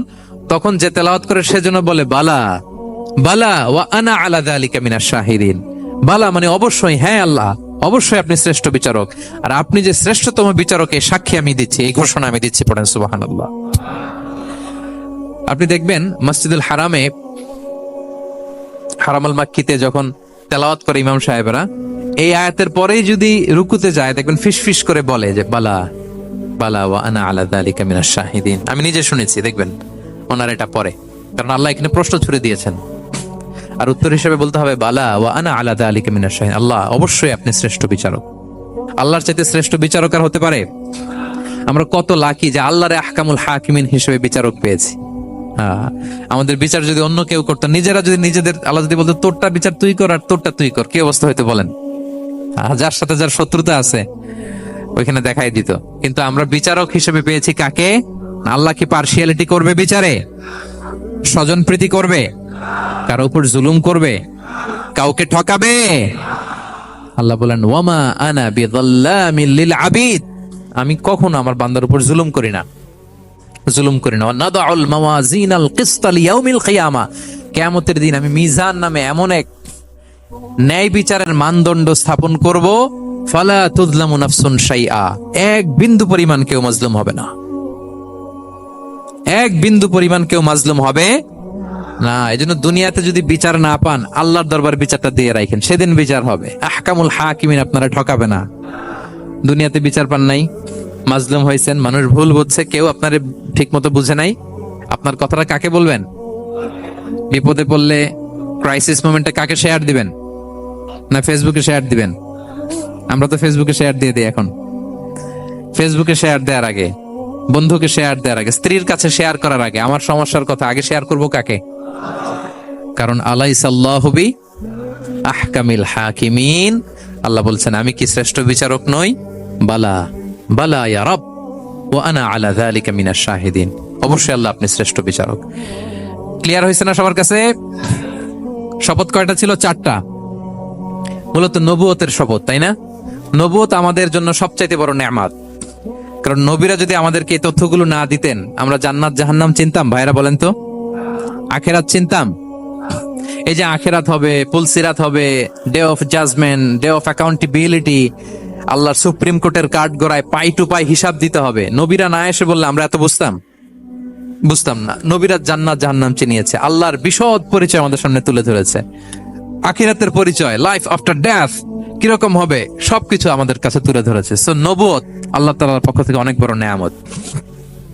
2 নম্বর নেয়ামত হচ্ছে আল্লাহ তাআলা আমাদেরকে যে ক্যাপাসিটি দিয়েছে, বুদ্ধিমত্তা, ইন্টেলেক্ট, বিচার বিশ্লেষণ, যেটা দিয়ে আমরা অন্যান্য সব প্রাণী থেকে আলাদা, এটা আল্লাহর বড় নেয়ামত। এই নেয়ামতের শুকরিয়া যেন আমরা করি। এবং আমি যেটা বলেছি, মানুষ যেটা কল্পনা করতে পারে সেটা সে করেও দেখাতে পারে। সো আল্লাহ তাআলা যাকে যেই কোয়ালিটি দিয়েছে, ক্যাপাসিটি দিয়েছে, আমরা যেন এই নেয়ামতের শুকরিয়া করি। নেয়ামতের শুকরিয়া করলে এই নেয়ামত দেওয়ার ধারাবাহিকতা এটা বাড়িয়ে দেয় কে? লা ইন শাকারতুম লা আযীদান্নাকুম ওয়া লা ইন কাফারতুম ইন্না আযাবি লাশাদীদ। শুকরিয়া করলে নেয়ামত আরো বাড়িয়ে দেব। তাহলে প্রথম নেয়ামত ছিল নবুয়ত, প্রফেটহুড, প্রফেসি, এটা অনেক বড় নেয়ামত। এই রেভেলেশন এসে আমাদেরকে এনলাইটেন করেছে। তা না হলে আমাদের গডকে, গডের ফিচার কি, আখেরাত কি, জান্নাত কি, জাহান্নাম কি, the concept of punishment, concept of আখেরা, কিছুই আমরা ভালোভাবে বুঝতাম না। এটার শপথ আল্লাহ করেছেন। আল্লাহ আমাদেরকে নেয়ামত দিয়েছেন, ক্যাপাসিটি দিয়েছেন, সক্ষমতা দিয়েছেন, সবচাইতে সফিস্টিকেটেড ব্রেন দিয়ে তৈরি করেছেন, এটা একটা বড় নেয়ামত। এবং রাস্তা দেখিয়ে দিয়েছেন, হয় ডানে নয় বায়ে। এবং তিনি আশ্বাস দিয়েছেন যে তোমাদেরকে সঠিক ফায়সালার মাধ্যমে বিচার করা হবে সেদিন। তাই আমাদের বিপদে আপদে সব সময় আমরা যেন ফরিয়াদ করি এক মহান সত্তার কাছে। বলুন তো আওয়াজ করে, তিনি কে? বিশ্বনবীর জামানায় সাহাবারা এমন ভাবে নামাজ পড়তেন, নামাজের মধ্যে তাদের খুশু খুদু বেড়ে আল্লাহর আরশ পর্যন্ত চলে যেত। জোরে কোন ঠিক কিনা? قد أفلح المؤمنون الذين هم في صلاتهم خاشعون. Successful indeed are the believers who offer their 5 times salah with full of solemnity and submission. সফল তো তারা যারা নামাজের মুসল্লায় দাঁড়ালে দিন দুনিয়ার হুঁশ তার থাকে না, তার চিন্তা চলে যায় কার দিকে? এজন্য খবরদার, নামাজের মধ্যে অলসতা করো না ভাইয়েরা। নামাজের মধ্যে যারা অলসতা করে তারা মুমিন নাকি মুনাফিক? এক সাহাবী নামাজ পড়েছেন, আবার নামাজের মধ্যে দাড়ি টানতেছেন, জুব্বাটা সমান করতেছেন। বিশ্বনবী বললেন, ইন খাশাত কলবুহু লা খাশাত জাওয়ারিহু। এই সাহাবীর অন্তরে খুশুখুদু নাই। এই সাহাবীর অন্তরে যদি খুশুখুদু থাকতো, হাতগুলোর মধ্যে, অঙ্গ প্রত্যঙ্গগুলোর মধ্যে খুশুখুদু ভরে দিত কে? এই কথা শুনে সাহাবারা বললেন, ইয়া রাসূলুল্লাহ, আমাদের অনেকের নামাজে খুশু নাই। নামাজ যখন দাঁড়িয়ে যায় তখন চিন্তা আসে, ঘরে কি হয়, কিরণমালার মধ্যে কি হয়, জি বাংলায় কি হয়, স্টার জলসায় কি হয়। জোরে কোন ঠিক কিনা? এরপরে ক্রিকেটের মধ্যে সাকিব কি ছক্কা মারলো নাকি চার মারলো? মাশরাফি বিন মুর্তজা উইকেট পাইলো নাকি পাইলো না? কুমিল্লা জিতলো নাকি খুলনা জিতলো? জোরে কও ঠিক কিনা? নামাজের মধ্যে দাঁড়িয়ে চারদিকে মন চলে যায়। ইয়া রাসূলুল্লাহ, কেমন করে মনটারে ধরে রাখবো, কেমন করে নামাজের মুসল্লায় মনটারে আটকে রাখবো শিখিয়ে দেন। বিশ্বনবী বললেন, সল্লু সালাতা মুআদ্দিআ, মনে করো এটা তোমার শেষ নামাজ। নামাজের মুসল্লায় দাঁড়ালে মনে করবা এটা আমার আখিরি নামাজ। এটা কিন্তু জরুরি কথা, খেয়াল করে শুনেন। নামাজের মুসল্লায় যখন দাঁড়াবা চিন্তা করবা এটা তোমার বিদায়ী নামাজ, এই নামাজের পরে হয়তো কোন নামাজের সুযোগ তুমি জীবনে আর পাবা না। জোরে বলেন ঠিক কিনা? সাল্লু সালাতা মুআদ্দিন, perform the salah as it's your last and final prayer. Perform the salah as it's your last and final prayer. নামাজে যখন দাঁড়াও মনে করো এটাই শেষ নামাজ, আর হয়তো আজকের পরে কোনোদিন আল্লাহর সেজদা দিতে পারবো না। এখন বাজে 11:30, আপনারে বলা হলো আজ রাত 2টার দিকে আপনার মরণ। এখন যে নামাজটা পড়বেন এশার নামাজ, এটাই আপনার শেষ নামাজ। এই কথা যদি শোনেন 2টার দিকে মালাকুল মাউত এসে আপনার রূহ কবজ করে নিয়ে যাবে, আর এখন এশার নামাজটা শেষ নামাজ, এই নামাজটা আপনি কত সুন্দর করে পড়বেন, কত লম্বা করে সেদিন ওযু বানাবেন, কত লম্বা সময় নতুন পাঞ্জাবি পরবেন, আতর মাখবেন, মেসওয়াক করবেন, কত লম্বা সময় দাঁড়িয়ে আপনি কেরাত পড়বেন, ওই দিন কত লম্বা করে আপনি রুকু করবেন, কত লম্বা সেজদা দিবেন, ওই দিন সেজদা দিয়ে চোখের পানি দিয়ে যায় নামাজ আপনি ভিজিয়ে দিবেন, ঠিক না? কারণ আপনি জেনেছেন এটাই আপনার শেষ নামাজ। এই চিন্তাটা প্রত্যেক নামাজে করেন না কেন? আপনি যে 1000 বছর বাঁচবেন কোনো গ্যারান্টি আছে নাকি? রাত 2টা পর্যন্ত যে বাঁচবেন কোনো গ্যারান্টি আছে? আরে 2টা তো দূরের কথা, মুনাজাত পর্যন্ত যে বাঁচবেন কোনো গ্যারান্টি আছে? তাও তো বেশি। শ্বাস যেটা নিলাম, এই শ্বাসটা যে আমি ফেলতে পারবো কোনো গ্যারান্টি আছে? বিশ্বনবী বললেন সল্লু সালাতা মুআদ্দিন, বিদায় নামাজ পড়ো, শেষ নামাজ পড়ো, এমন ভাবে নামাজের মুসল্লায় দাঁড়িয়ে যাও মনে করো এটাই হতে পারে তোমার জীবনের শেষ নামাজ। জোরে কোন ঠিক কিনা? প্রত্যেকবার যখন মুসল্লায় দাঁড়াবেন আপনি চিন্তা করবেন হতে পারে এটাই আমার জীবনের শেষ নামাজ। আজকে যে সেজদাটা দিচ্ছি হয়তো নামাজ পড়ে যাওয়ার সময় অ্যাক্সিডেন্ট আমি মারা যাব, বা হার্ট অ্যাটাক হয়ে আমি মারা যাব, কিংবা এমনি আমি মরে যাব। এই চিন্তাটা নিয়ে যদি প্রত্যেকবার মুসল্লার মধ্যে আপনি দাঁড়ান, তখন আপনার নামাজের মধ্যে খুশু খুজু আল্লাহর তাকওয়া আপনার অন্তরে ঠিকই বাড়বে। চিৎকার করে বলেন ঠিক কিনা? এই কথা যখন বিশ্বনবী সাহাবাদেরকে বললেন, সাহাবারা নামাজের মধ্যে নড়ে না, সাহাবারা নামাজের মধ্যে এদিক ওদিক তাকায় না, পাথরের মতো নামাজে দাঁড়িয়ে থাকে। বিশ্বনবীর সাহাবারা যখন মরুভূমির মধ্যে নামাজে দাঁড়াতেন, আকাশের পাখিগুলো খেজুর গাছ মনে করে সাহাবীদের মাথায় এসে বসে যেত। আল্লাহু আকবার। আবার যখন সাহাবারা রুকু করতেন, আবার যখন সাহাবারা সিজদায় যেতেন, তখন পাখি আবার উড়াল দিত। জোরে বলেন সুবহানাল্লাহ। এজন্য এমন ভাবে নামাজে দাঁড়াবেন মনে করবেন এটাই জীবনের শেষ নামাজ। এক সাহাবী নামাজ পড়লেন, নামাজ পড়ে বিশ্বনবীর কাছে আসলেন। বিশ্বনবী বললেন সল্লু সল্লি ফা ইন্নাকা লাম তুসাল্লি, repeat your salah because you didn't offer your salah in a correct way. নামাজ আবার পড়ো, নামাজ হয় নাই। সাহাবী আবার নামাজ পড়লেন, আবার আসলেন, বিশ্বনবী আবার বললেন সল্লি ফা ইন্নাকা লাম তুসাল্লি, আবার নামাজ পড়ো, নামাজ হয় নাই। সাহাবী আবার নামাজ পড়লেন, আবার বিশ্বনবীর কাছে আসলেন, বিশ্বনবী বললেন নামাজ পড়ো, নামাজ হয় নাই। এবার সাহাবী চোখের পানি ছেড়ে দিলেন, চোখের পানি ছেড়ে দিয়ে বললেন ইয়া রাসূলুল্লাহ, ইয়া হাবিবাল্লাহ, এর চেয়ে ভালো করে, এর চেয়ে সুন্দর করে নামাজ পড়তে আমি জানি না, কেমন করে পড়বো শিখিয়ে দেন। বিশ্বনবী সাহাবীকে জড়িয়ে ধরলেন, বললেন যখন নামাজে দাঁড়াবা হাত্তা তাতমাইন্না কাঈমান, স্ট্রেট ফরওয়ার্ড হয়ে রিল্যাক্সের সাথে দাঁড়াবা। নামাজের মধ্যে কোনো তাড়াহুড়ো নাই, আছে? There is no rushing in salah, there is no hastiness in salah। নামাজে কোনো তাড়াহুড়ো নাই, নামাজে কোনো দৌড়াদৌড়ি নাই। নামাজ পড়তে হবে ধীর গতিতে, রিল্যাক্সের সাথে। জোরে বলেন কিসের সাথে? রিল্যাক্সের সাথে নামাজ পড়বেন। আমি নামাজ শিখাই মালয়েশিয়াতে। প্রথমে শিখালাম সেনাবাহিনীর লোকদের, এরপরে শিখালাম ইউনিভার্সিটির প্রফেসরদের, এরপরে ছাত্রদের, এরপরে কর্মচারীদেরকে বিভিন্ন জায়গায়। নামাজের একটা আমার ওয়ার্কশপ আছে, বাংলাদেশে তো এগুলো চালু হয় নাই। মাইক্রো প্রজেক্টর দিয়ে অডিটোরিয়ামে নামাজ শিখানো, এগুলো চালু হলে আপনাদের এলাকাতেও করেন, আমি এসে আপনাদেরকে সহি পন্থায় নামাজ শিখায় যাব। এজন্য নামাজে যখন দাঁড়াবেন হাত্তা তাতমাইন্না কাঈমান, স্ট্রেট ফরওয়ার্ড হয়ে নামাজে দাঁড়িয়ে যান। আবার যখন রুকুতে যাবেন বিশ্বনবী বললেন হাত্তা তাতমাইন্না রাকিআন, স্ট্রেট ফরওয়ার্ড রুকু দিবা। বিশ্বনবী যখন রুকু দিতেন বিশ্বনবীর পিঠটা টেবিলের মতো, স্কেলের মতো সমান হয়ে যেত। অনেকে রুকু দেয়, কেউ এমনে থাকে, কেউ এমনে থাকে, আছে না নাই? পিঠটা হবে স্ট্রেট ফরওয়ার্ড। সাহাবীরা বললেন লাউ সাব্বা আলাইহিল মা আলাস্তাকররা, বিশ্বনবী রুকু দিয়ে আছেন, ওই অবস্থায় বিশ্বনবীর পিঠের উপর যদি এক গ্লাস পানি রেখে দাও, পানিটাও কাঁপবে না, গ্লাসটাও পড়বে না। আল্লাহু আকবার। তার মানে সোজা না বাঁকা? স্ট্রেট ফরওয়ার্ড রুকু। রুকু থেকে দাঁড়াবা হাত্তা তাতমাইন্না কাঈমান, সিজদায় যাবা হাত্তা তাতমাইন্না সাজিদান, রিল্যাক্সের সাথে যাও। অনেক মুরব্বীরা আছেন না বুঝে রুকু থেকে সোজা হয়ে দাঁড়ানোর কথা, রুকু থেকে মাথাটা উঠাই আবার সেজদায় চলে যায়, আছে না নাই?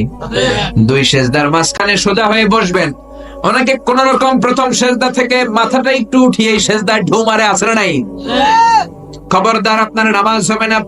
যদি ব্যস্ততা থাকে, তাড়াহুড়ো থাকে, জরুরি কাজ থাকে, নফল গুলো বাদ দিয়ে দেন, ফরজ আর সুন্নত পড়েন। এর চেয়েও যদি ব্যস্ততা থাকে, সুন্নত বাদ দেন, শুধু ফরজ পড়েন। এর চেয়েও বেশি ব্যস্ততা সফরে আছেন, কসর করে 2 রাকাত পড়েন। সফরের মধ্যে কসর আছে না নাই? কিন্তু যতটুকু পড়বেন ধীরস্থির ভাবে পড়বেন, রিল্যাক্সের সাথে পড়বেন, তাড়াহুড়ো করা যাবে না।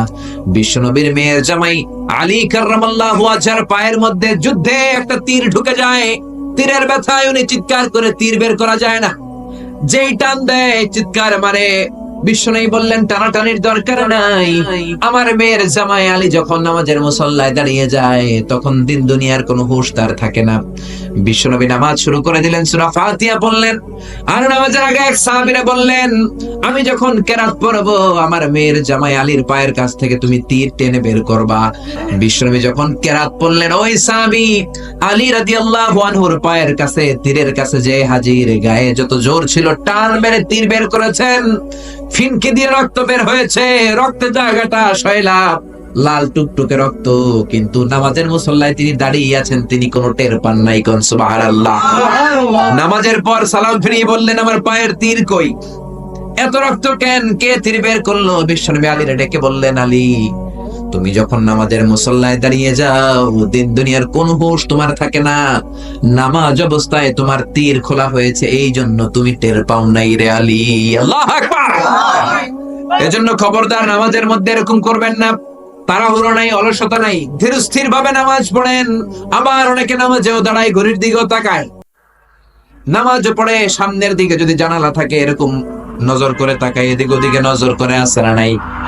খবরদার, নামাজে আপনার নজর থাকবে পা থেকে সেজদার জায়গা, এর বাইরে যেতে পারবে না। এর বাইরে যদি নজর দেন, হাদিসে কুদসিতে আছে আল্লাহ ডেকে বলেন, ইয়া আব্দি আকবিল, ও নামাজি নজর ফিরায় আন। আবার নজর দিলেন, আল্লাহ বলেন আকবিল, নজর ফেরাও। আবার নজর মারলেন, আল্লাহ বললেন তোমার নজর ফিরাও। 3 বারের পরে যদি আবার নজর দেন, আল্লাহ বলেন লা হাজাতা লি ইলা সলাতিক, এই নামাজের কোনো দরকার আর আমার নাই। নাউজুবিল্লাহ পড়েন। এজন্য খবরদার, মুমিনরা যখন নামাজে দাঁড়ায় অন্তরে খুশুগুদু থাকে, ভয় পায় কারে? কে নামাজি আমার ঘরে নামাজ পড়ো আজ, দিলে মে তোমার চরণ তলে হৃদয় যায় নামাজ। হে নামাজি আমার ঘরে নামাজ পড়ো আজ, দিলে মে তোমার চরণ তলে হৃদয় যায় নামাজ। মসজিদ কেঁদে কেঁদে বলে, হে নামাজি নামাজ পড়তে আসতে, আমার মসজিদ পড়ে আছে, আমার কার্পেট গুলো পড়ে আছে, আমি কোনো মুসল্লি খুঁজে পাই না। জোরে বলেন ঠিক কিনা? অথবা আপনার নাতি হইলে দাদা হিসেবে আপনি আজান দিবেন, আপনার ভাতিজা ভাতিজি হয়েছে চাচা হিসেবে আপনি আজান দিবেন। ইমাম সাহেবরে টোকানোর দরকার নাই। একজন মুসলমান হিসেবে সবার ভালো করে আজান একামত জানার দরকার আছে না? তাহলে ছেলে হোক মেয়ে হোক খুশি হবেন। এটা হলো প্রথম দায়িত্ব বাবা মার। যত মায়েরা, আমার মাইকের আওয়াজ যদি আপনাদের কানে যায়, মায়েরা শোনেন, আর বাবা যারা এসেছেন মনোযোগ দিয়ে শোনেন। 1 নম্বরে বাবা মার দায়িত্ব প্যারেন্টিং। এটাকে বলে parenting, how to rare up your children, কেমন করে ছেলে মেয়েদেরকে বড় করবেন, এই ব্যাপারে ইসলামে দিক নির্দেশনা আছে না নাই? 1 নম্বরে ছেলে হোক মেয়ে হোক শুকরিয়া কার? 2 নম্বরে ছেলে হওয়ার সাথে সাথে মেয়ে হওয়ার সাথে সাথে আজানের দরকার আছে না নাই? 3 নম্বরে সপ্তম দিনে ছেলে হোক মেয়ে হোক আকিকা দিবেন। ছেলে হলে 2টা ছাগল, মেয়ে হলে 1টা ছাগল, সপ্তম দিনে দিবেন। কততম দিনে? অনেকে কুরবানির সাথে দেয়, কুরবানির সাথে নয়, সপ্তম দিনে দিবেন। এখন দিতে পারেন নাই, পরে কুরবানির সাথে বন্ধর সময় দেন, ওটা আলাদা কথা, কিন্তু দেওয়ার নিয়ম হচ্ছে, সুন্নাহ হচ্ছে সপ্তম দিন। কততম দিন? বিশ্বনবী বললেন, কুল্লু গুলামিন রাহিনাতুন বিআকিকা তুযবাহু আনহু ইয়াওমা সাবিহি, প্রত্যেক বাচ্চাকে আকিকা দিতে হয় তার সপ্তম দিনে। তারপরে ইউসাম্মা ফিহি, সপ্তম দিনে তার একটা নাম রাখতে হয়। তারপরে ইউহলাকু রাসুহু, তার মাথা কামিয়ে ফেলতে হয়। ছোট ছোট চুল থাকে না, নিউ বর্ন বেবি, নতুন বাচ্চার মাথায় হালকা হালকা পাতলা চুল থাকে, এগুলোকে আপনি হলক করে দিবেন, শেভ করে দিবেন। তাহলে সপ্তম দিনে 3 কাজ। 1 নম্বরে আকিকা, 1 নম্বরে কি? সবাই বলেন। 1 নম্বরে, 2 নম্বরে নাম রাখা, 2 নম্বরে কি? কি নাম রাখবেন? Brush fire. এক ভাতিজার বাড়িতে নাকি চাচা আসছে বেড়াইতে, তো ভাতিজা আপ্যায়ন করাইতেছে। চাচা কয়, কতদিন পরে তোমার সাথে দেখা, তোমার ছেলে হয়েছে একটা, মেয়ে হয়েছে একটা, আমি তো চিনি না, ডাক দাও না। ডাক দিছে ব্রাশ ফায়ার। চাচা মনে করছে আসল ব্রাশ ফায়ার, এটা মনে করে চাচা দিছে দৌড়। ভাতিজাও চাচারে ধরার জন্য দৌড়, চাচাও দৌড়ায়, ভাতিজাও দৌড়ায়। চাচা কয়, ভাতিজা বয়স আমার 70-80, তুই আমার ব্রাশ ফায়ার করিস না। ভাতিজা বলে, চাচা এটা ওই ব্রাশ ফায়ার না, আমার ছেলের নাম ব্রাশ, মেয়ের নাম ফায়ার। তো এই ব্রাশ ফায়ার, এই জাতীয় নাম রাখবেন।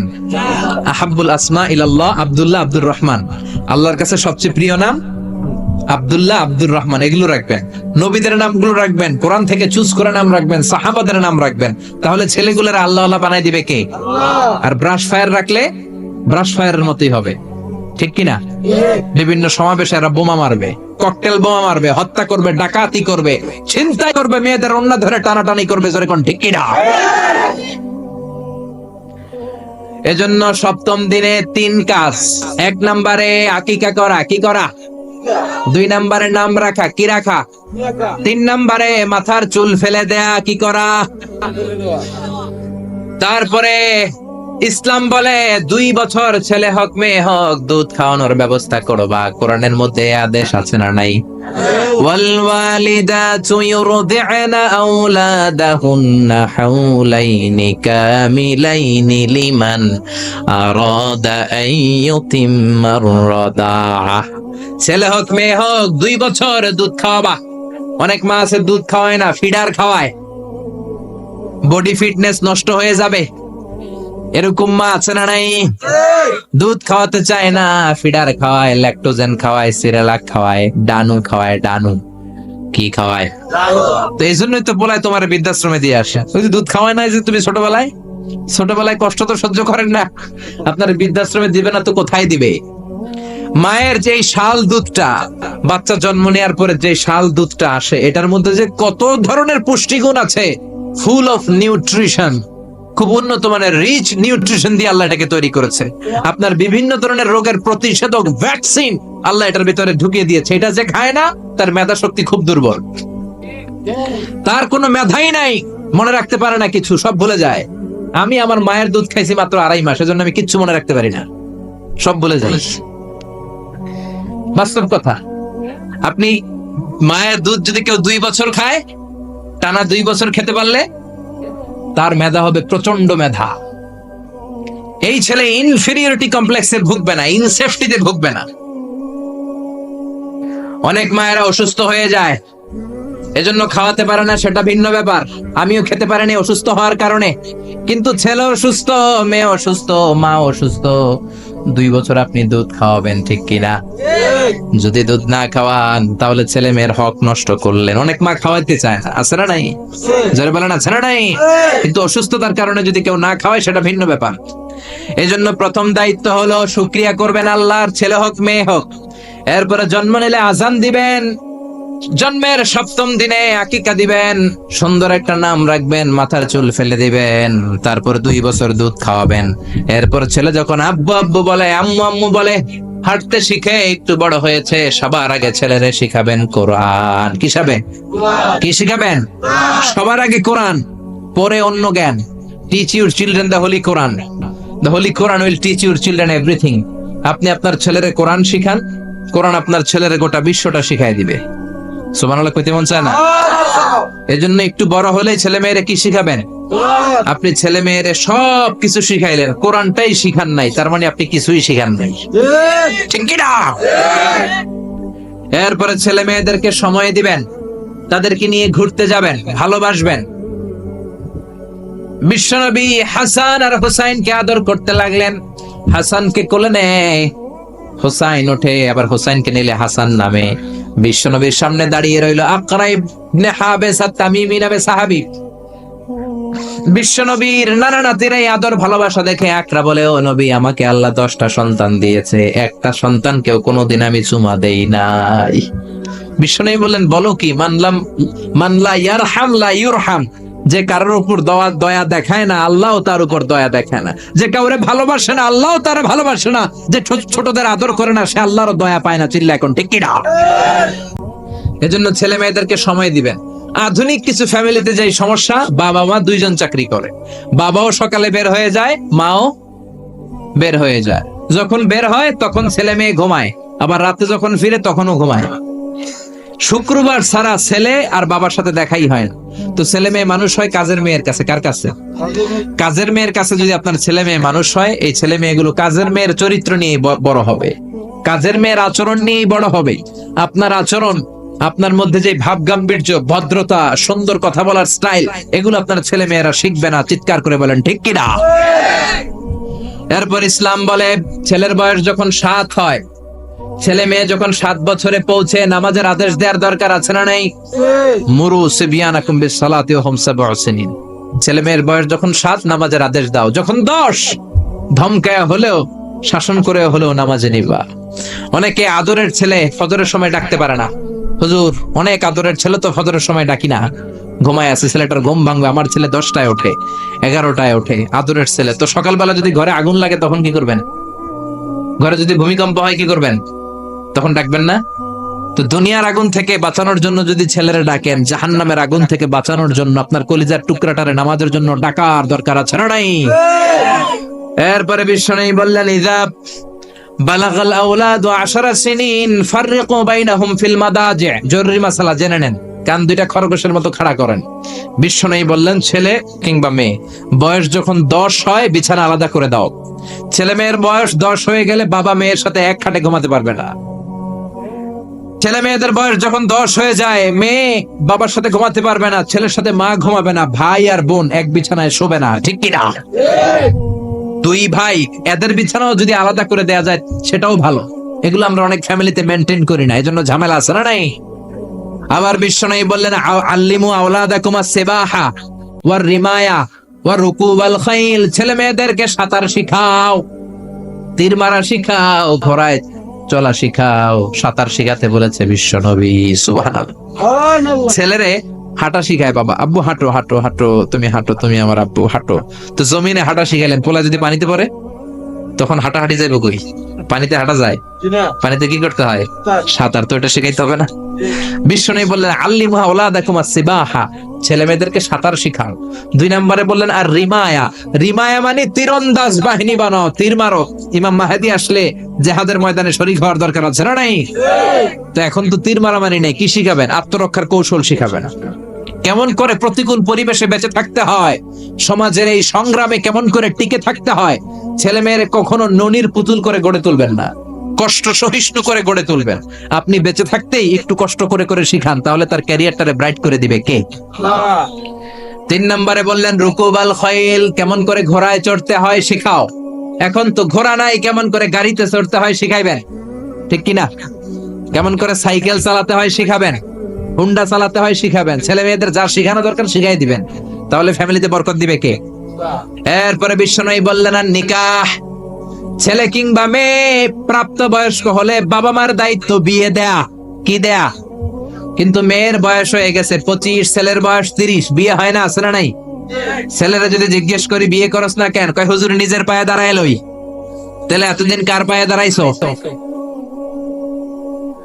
আপনার ছেলে আপনার মেয়ে প্রাপ্তবয়স্ক হওয়ার পরে যৌবনের সময়ে যদি কোনো পাপ করে, অন্যায় করে, সময় মতো বিয়ে না দেওয়ার কারণে, তাদের পাপের কারণে ওই পাপের পার্সেন্টেজ গুনাহ আপনার আমল নামাতেও আছে না নাই?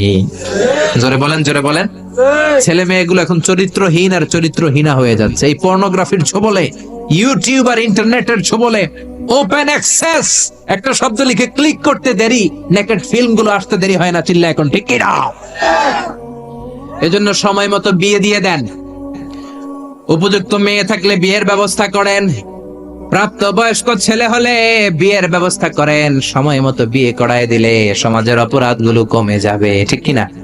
সর্বশেষ মাতা পিতার প্রতি যে দায়িত্ব আল্লাহ দিয়েছেন সেটা হচ্ছে আল মিরাস। কোরআনের দেয়া পদ্ধতি অনুযায়ী সম্পদ বন্টন করতে হবে। কার আইন? চিৎকার করে বলবেন, আইনটা কার?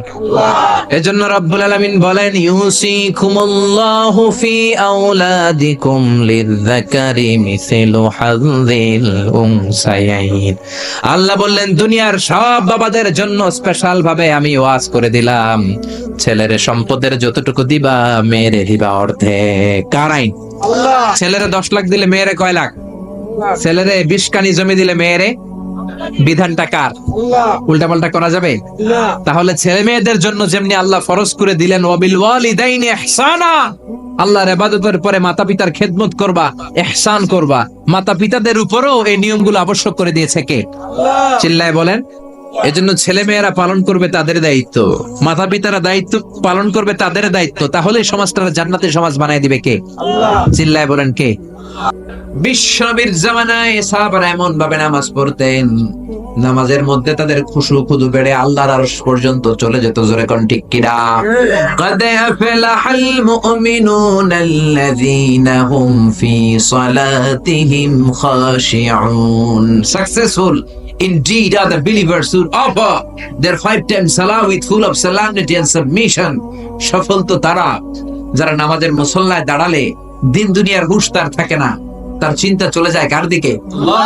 এজন্য খবরদার, নামাজের মধ্যে অলসতা করো না ভাইয়েরা। নামাজের মধ্যে যারা অলসতা করে তারা মুমিন নাকি মুনাফিক? এক সাহাবী নামাজ পড়েছেন, আবার নামাজের মধ্যে দাড়ি টানতেছেন, জুব্বাটা সমান করতেছেন। বিশ্বনবী বললেন, ইন খাশাত কলবুহু লা খাশাত জাওয়ারিহু। এই সাহাবীর অন্তরে খুশুখুদু নাই। এই সাহাবীর অন্তরে যদি খুশুখুদু থাকতো, হাতগুলোর মধ্যে, অঙ্গ প্রত্যঙ্গগুলোর মধ্যে খুশুখুদু ভরে দিত কে? এই কথা শুনে সাহাবারা বললেন, ইয়া রাসূলুল্লাহ, আমাদের অনেকের নামাজে খুশু নাই। নামাজ যখন দাঁড়িয়ে যায় তখন চিন্তা আসে, ঘরে কি হয়, কিরণমালার মধ্যে কি হয়, জি বাংলায় কি হয়, স্টার জলসায় কি হয়। জোরে কোন ঠিক কিনা? এরপরে ক্রিকেটের মধ্যে সাকিব কি ছক্কা মারলো নাকি চার মারলো? মাশরাফি বিন মুর্তজা উইকেট পাইলো নাকি পাইলো না? কুমিল্লা জিতলো নাকি খুলনা জিতলো? জোরে কও ঠিক কিনা? নামাজের মধ্যে দাঁড়িয়ে চারদিকে মন চলে যায়। ইয়া রাসূলুল্লাহ, কেমন করে মনটারে ধরে রাখবো, কেমন করে নামাজের মুসল্লায় মনটারে আটকে রাখবো শিখিয়ে দেন। বিশ্বনবী বললেন, সল্লু সালাতা মুআদ্দিআ, মনে করো এটা তোমার শেষ নামাজ। নামাজের মুসল্লায় দাঁড়ালে মনে করবে এটা আমার আখিরি নামাজ। এটা কিন্তু জরুরি কথা, খেয়াল করে শুনেন। নামাজের মুসল্লায় যখন দাঁড়াবা চিন্তা করবা এটা তোমার বিদায়ী নামাজ। এই নামাজের পরে হয়তো কোনো নামাজের সুযোগ তুমি জীবনে আর পাবা না। জোরে বলেন ঠিক কিনা? সল্লু সালাতা মুআদ্দিআ, perform the salah as it's your last and final prayer. Perform the salah as it's your last and final prayer. নামাজে যখন দাঁড়াও মনে করো এটাই শেষ নামাজ, আর হয়তো আজকের পরে কোনোদিন আল্লাহর সেজদা দিতে পারবো না। এখন বাজে 11:30, আপনারে বলা হলো আজ রাত 2টার দিকে আপনার মরণ। এখন যে নামাজটা পড়বেন এশার নামাজ, এটাই আপনার শেষ নামাজ। এই কথা যদি শোনেন 2টার দিকে মালাকুল মাউত এসে আপনার রূহ কবজ করে নিয়ে যাবে। আর এখন এশার নামাজটা শেষ নামাজ, এই নামাজটা আপনি কত সুন্দর করে পড়বেন, কত লম্বা করে সেদিন ওযু বানাবেন, কত লম্বা সময় নতুন পাঞ্জাবি পরবেন, আতর মাখবেন, মেসওয়াক করবেন, কত লম্বা সময় দাঁড়িয়ে আপনি কিরাত পড়বেন। ওই দিন কত লম্বা করে আপনি রুকু করবেন, কত লম্বা সেজদা দিবেন। ওই দিন সেজদা দিয়ে চোখের পানি দিয়ে যায় নামাজ আপনি ভিজিয়ে দিবেন, ঠিক না? কারণ আপনি জেনেছেন এটাই আপনার শেষ নামাজ। এই চিন্তাটা প্রত্যেক নামাজে করেন না কেন?